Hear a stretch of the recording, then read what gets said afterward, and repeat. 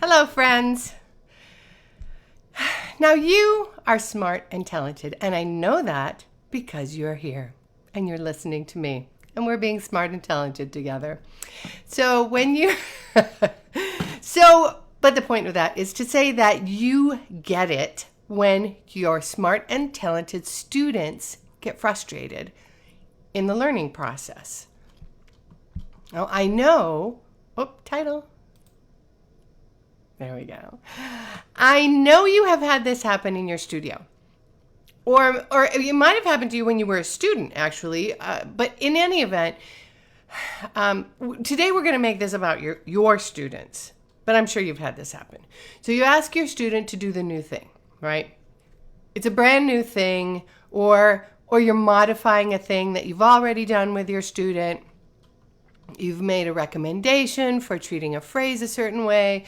You've introduced a new technique, whatever, right? You're doing your job. You're just doing your job. So your student tries to do the thing that you asked them to do or that you're helping them with, and it doesn't work. And they don't get it the very first time. So then your student does one or more of the following things. Now, if this rings a bell for you, if this has happened to you, and I'm sure that it has, let me know. Give me a thumbs up. So you've introduced the new thing. The student didn't get it the very first time, and so they give up. They go, I can't do this. Or they announce some personal flaw, like I'm too stupid, or I'm not talented, or they see into the future and they say, I will never be able to do this thing. Thumbs up. Yes, you're hearing me on this. They look in the future, or they just feel defeated, right? They go, this is too hard. You're asking me to do too hard of a thing. So they do one of those things, or maybe there are other things that you've seen and I haven't, but then you, because you are an unlicensed therapist, Rita says all of the above. And then you, because you are an unlicensed therapist, Rita, you talk them off the ledge.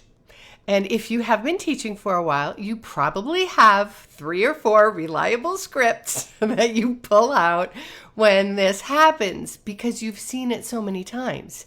And you understand that if they don't get it together emotionally, they're going to waste their lesson time. And they're going to spend their lesson time beating themselves up. So here's my question. Wouldn't it be nice if you didn't have to do that? Like, if both you and your student already understood how the learning curve was going to go,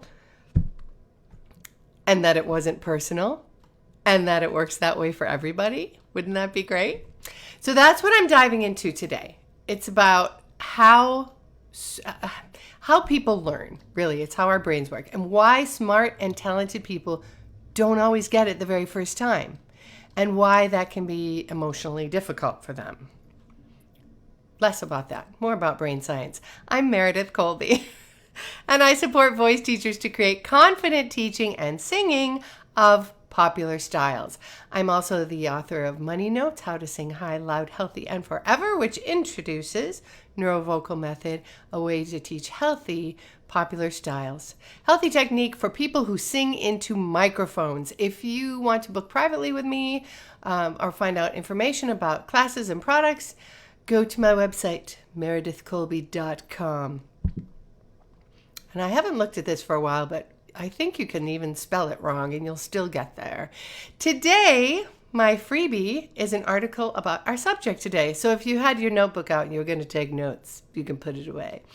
The freebie is called The Curse of the Smart and Talented, and it is basically the article version of today's broadcast. So if you don't feel like you want to remember everything we're talking about today, you can get that link by putting SMART in the comments, or if you're watching on YouTube, there will be a link below this video. But you have to like it first, or else it won't give you the link. Kidding, but it would be nice. Thank you. Anyway, if you are watching me on Facebook, when the Neurovocal bot gives you that link, please let it know that it's okay to send you reminders about my broadcast. Just take a sec, opt in for those reminders. There we go. Okay. Hearts and thumbs, thumbs and hearts. I hope you will share your thoughts and comments with me today, or any questions you might have.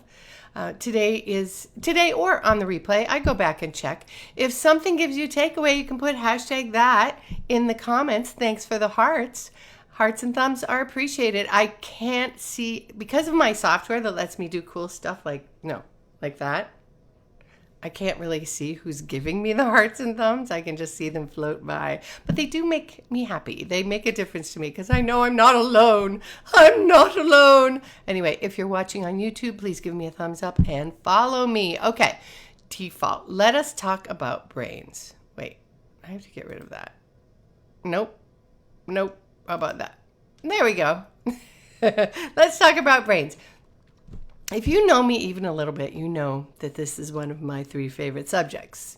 Brains, voices, and the people that the brains and voices live inside. But today we're going to go brains. You probably have noticed that your brain traps things. Some things, not everything. For instance, it may have trapped a list of the intransitive verbs, but it did not, for instance, trap the 8 word groups of grammar. It trapped the memory of your daughter's first birthday party, but not of the time your dad visited Christmas 2005. It trapped all of the lyrics, every single lyric from the Just Whitney album. But it refuses to remember a single new song. It remembers, don't you wish there was a laughing icon for that? It remembers how to ride a bike, but it does not remember how to turn a cartwheel. You can't do a cartwheel anymore. If you haven't done it for a while, don't try. You could hurt yourself. We should be super impressed with ourselves for the fact that we remember as much as we do. Memory is an amazing thing. But we tend to be a little self-deprecating when we forget things. We forget people's names. We feel embarrassed, whatever. But what is going on with that? 2 things are going on with that. Neuroplasticity and, well, I'll get to that. Hold on. Let's start with that. Neuroplasticity. I do have it. There it is. There's the big word. Neuroplasticity. Big word. Brain thing. Has the word plastic in it. Neuroplasticity is a word that refers to your brain's ability to continually change. It changes its structure, chemistry, and neural connections. Your brain is always changing. Thank goodness for that. I saw a heart float by and I'm like, thank God. Neuroplasticity also refers to the process by which a thought, behavior, or skill is created or altered. So this is your word for the day, you guys. Scientists once upon a time believed that we were born with a certain number of brain cells. I know you remember that when people would say, I'm killing brain cells. And then once they were gone, they were gone. We now know that our brains are always changing. Though it's true that we birth more new neurons, that is the word for brain cells, neurons. We make more of them when we are younger than when we are older. But we still are making them. We're always making new neurons. What each of our approximately 86 billion neurons, rounded off to the nearest billion, what each of your 86 billion neurons do is to have conversations with other neurons. They talk to each other. And the conversations that they are having is about what you are doing and what you are thinking. And these Alexis goes, older? No, I mean, I'm older, Alex, but you're not. Okay, so these conversations are called neural connections, and they create neural pathways. So if certain neurons keep having the same conversation, the same conversation like getting to and from the grocery store, or the chorus of Lady Gaga's Bad Romance, or flipping a pancake or something, okay? Something that you do frequently, that creates a very strong neural connection. And the stronger the neural connection, the easier it is to do that thing for you. Easy it is for you to do that thing. Now you have a catalog of thoughts and behaviors that have very strong neural connections and are therefore easy for you to access. In other words, if a thought or behavior is familiar to you, is easy for you to do, then that thought or behavior represents a very strong neural pathway or connection in your brain.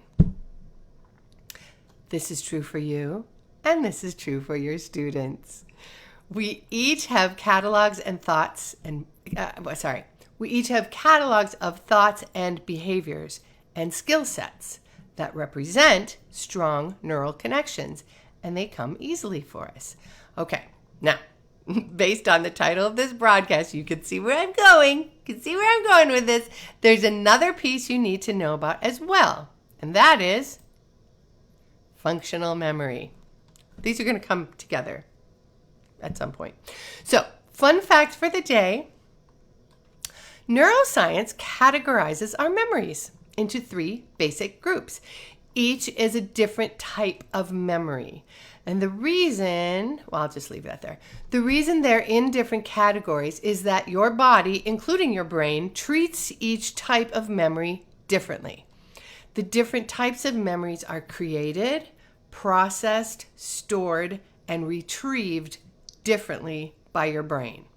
Isn't that interesting? I love this stuff. So those 3 types of memory are, drumroll please, declarative memory, which is your memory for facts. So information, figures, dates, lyrics, the kind of things, the kind of things that you memorize. That's declarative memory. Episodic memory, that is your memory for events. So, and often for the emotional experience that we associate with that event. So those things are often kind of stuck together in our brains. And then procedural memory. Procedural memory is the thing that gets smart and talented people frustrated. Procedural memory is how motor learning occurs, and it is how you do stuff. And it really doesn't matter how smart or talented you are. That's the hard part. That's the hard part. It doesn't matter how smart or talented you are. If you want to build skills, there's only one way. There is a formula. I made you a bit. I'm going to disappear for a moment because I want you to see the formula.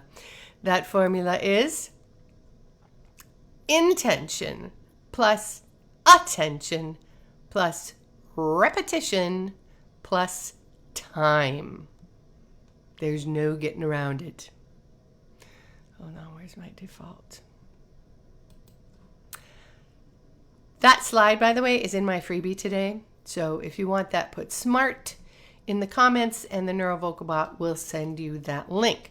Now, procedural memory. There is no getting around it. As those zany neuroscientists like to say, nerves that fire together, wire together. So if you want a skill to become easy for you, you have to make your neurons have the same conversation over and over until you create a solid neural connection. You guys are all going to get that download. Good for you. So if there is a new skill you want to learn, this is how you're going to learn it, regardless of how smart you are. And what makes this, okay, now you're starting to really follow me, right? Like why your students get so frustrated. What makes this tricky and frustrating is that people confuse this type of memory, procedural memory, with declarative memory. They think you've done it, I've done it, your students do it. We think that if we understand something, we should be able to do that thing. But that's not how procedural memory works. Procedural memory works this way. Where is it? That's how it works. The slide that I gave you. So not being able to do something just means that you have to do it more and with an end in mind. That's another conversation, but that's the whole 10,000 hours thing. Is you can't just clock 10,000 hours. You have to do it with an intention in mind. Anyway, it can mean that you weren't clear in your intention, or that you let your attention wander, or that you haven't repeated the desired skill enough times. So it's not personal. It's just how brains work. It's just how brains work. It's neuroplasticity. Now, the thing that is frustrating mostly for smart and talented people is the whole time thing. Because when you're smart, you're used to getting things quickly. And your procedural memory doesn't care that you're smart. And you will get it when you have created that neural pathway, right? Building a new skill is building a motor memory. Anyone who's worked with me before knows I love to talk about my motor memories. It is an organic change. It's an organic change, you guys. It takes time. So help your students understand. This is the thing. To help them emotionally and help protect yourselves from the meltdowns in your studio. Help your students understand that procedural memory is not the same thing as declarative memory.